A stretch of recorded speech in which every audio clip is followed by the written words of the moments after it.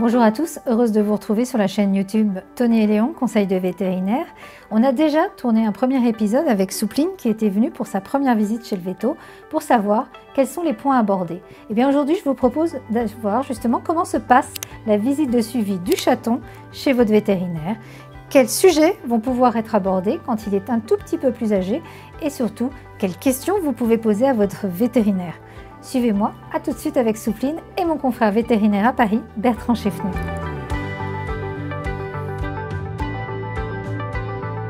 Bonjour Bertrand. Bonjour Valérie. Bon, heureuse de te retrouver avec Soupline. Donc Voilà. Soupline vient faire sa visite de suivi chez le vétérinaire. Elle est déjà venue faire ses vaccins chez son véto. Elle revient. Et justement, à partir de quel âge fait-on cette visite de suivi?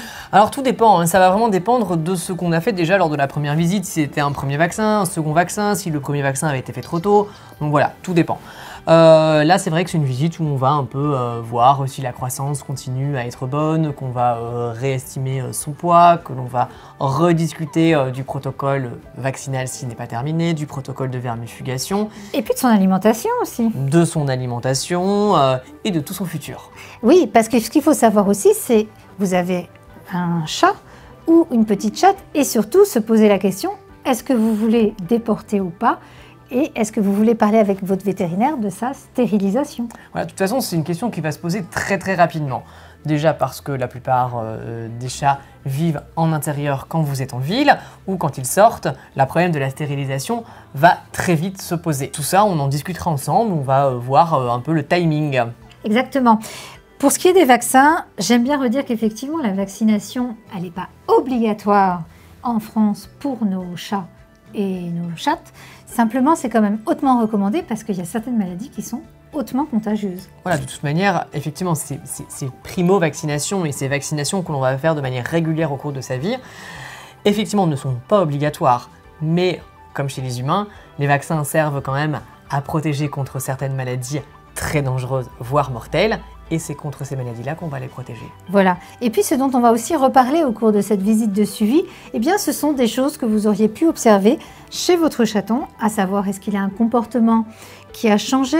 Est-ce qu'il y a des phénomènes anormaux, en absence par exemple de toilettage, je pense, ou alors au contraire, il se lèche beaucoup trop? Est-ce qu'il y a peut-être une sensibilité justement au niveau de sa peau? On va regarder un petit peu tout et on va justement beaucoup vous écouter pour savoir ce qui vous a paru bizarre, pour vous rassurer, pour vous dire que c'est normal ou anormal. Et donc du coup, ça nous permettra d'un petit peu diriger notre consultation sur d'éventuels problèmes de peau, d'éventuels problèmes de comportement, d'éventuels problèmes de saleté des oreilles, d'infestation parasitaire ou quoi que ce soit. Voilà, et puis surtout, on va également vous sensibiliser au fait que d'abord, un chat qui vient voir son vétérinaire régulièrement, ça le sociabilise, mais aussi il faut l'habituer très jeune à certains soins.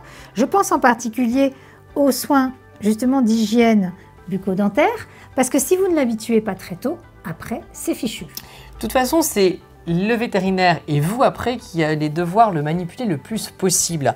Un chaton, ça se manipule pour qu'on puisse bien lui nettoyer les oreilles, bien lui nettoyer les yeux, peut-être lui brosser des dents, même si j'ai un chat, c'est pas non plus super évident. C'est pas évident. Lui couper les griffes, tout ça, plus vous allez le manipuler, plus il se laissera faire facilement dans sa vie future. Exactement. Et donc ça, c'est important. Vous pouvez reparler aussi des points qui vous semblent bizarres. Si jamais il était malpropre, si jamais il était un peu agressif, si vous griffez de manière fréquente. Parce que si vous laissez le problème perdurer dans le temps, il va être d'autant plus compliqué à gérer. Voilà, tout à fait. Donc c'est le moment où il faut prendre les bonnes directions dans la vie du chaton. Et comme on a déjà dit, il n'y a pas de bêtes questions, on s'en sort tous, mais c'est pas toujours facile. Donc du coup, il faut parfois savoir se faire aider. Voilà. Et puis, ce qu'il faut également se dire, justement, c'est que la vermifugation chez son chaton, eh bien, c'est une fois par mois jusqu'à l'âge des 6 mois. Et ensuite, ça va varier en fonction de son mode de vie. Si vous êtes dans une famille avec des très jeunes enfants, bien évidemment, ils sont particulièrement tenté de câliner et de caresser un joli petit chaton, parfois même jusqu'au niveau des fesses. Et puis s'il n'est pas bien vermifugé, eh bien en plus il peut y avoir des petits vers digestifs. Si vos enfants portent les mains à la bouche, eh bien ça peut engendrer des zoonoses, des maladies transmissibles justement de l'animal à l'homme, dont certaines qui peuvent être graves chez les enfants, comme justement la toxocarose. Donc je vous conseille justement d'en parler avec votre vétérinaire de votre mode de vie. Est-ce que votre chat n'est qu'un chat d'intérieur ou est-ce qu'il bouge à l'extérieur? l'intérieur. Et puis ça va conditionner justement le calendrier de vermifugation du chat. Voilà, et puis c'est aussi l'occasion, on va discuter un petit peu de tout. Donc on a dit de l'alimentation, on va aussi peut-être vous attirer l'attention sur certains points, à faire particulièrement attention aux médicaments qui peuvent traîner. Pas de dose médication, pas de paracétamol. Voilà, surtout pas de paracétamol, mais voilà, aux différentes plantes qui peuvent être peut-être dangereuses. Attention au bouquet de lys ou au muguet le 1er mai. Aux aliments qui sont toxiques. Aux aliments toxiques, on va un peu vous parler de tout ça et puis on va surtout répondre à vos questions. Voilà, donc c'est vraiment une discussion. C'est un peu comme chez le pédiatre avec les enfants. On a des visites régulières pour bien suivre leur courbe de croissance, leur bonne évolution. Et bien chez le chat, c'est pareil. Donc négligez pas ces rendez-vous. Posez toutes les questions qui vous viennent à l'esprit.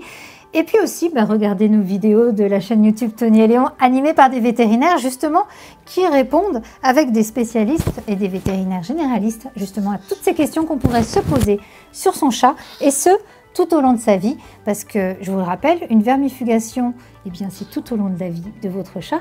Et puis parler aussi justement des traitements antiparasitaires externes à faire pour son chat, les antipuces. Voilà, si besoin, si le chat sort, etc. Et surtout, si vous avez un chien aussi à la maison, vous redire, on ne met jamais la pipette du chien sur le chat, parce que s'il y a dedans de la permétrine ou un dérivé de pyréthrinoïde, c'est très mal toléré chez votre chat et il peut avoir des troubles neurologiques. Donc la pipette du chien reste pour le chien et celle du chat est pour le chat. Voilà. En tout cas, merci Bertrand. De rien Valérie. Merci Soupline, tu as été très mignonne. Et donc, on voit que tu aimes ton vétérinaire. J'espère que vous avez aimé cet épisode. N'hésitez pas à liker, partager et abonnez-vous à la chaîne YouTube de Tony et Léon. Et si vous avez aimé, bien continuez à nous suivre et à très bientôt. Au revoir.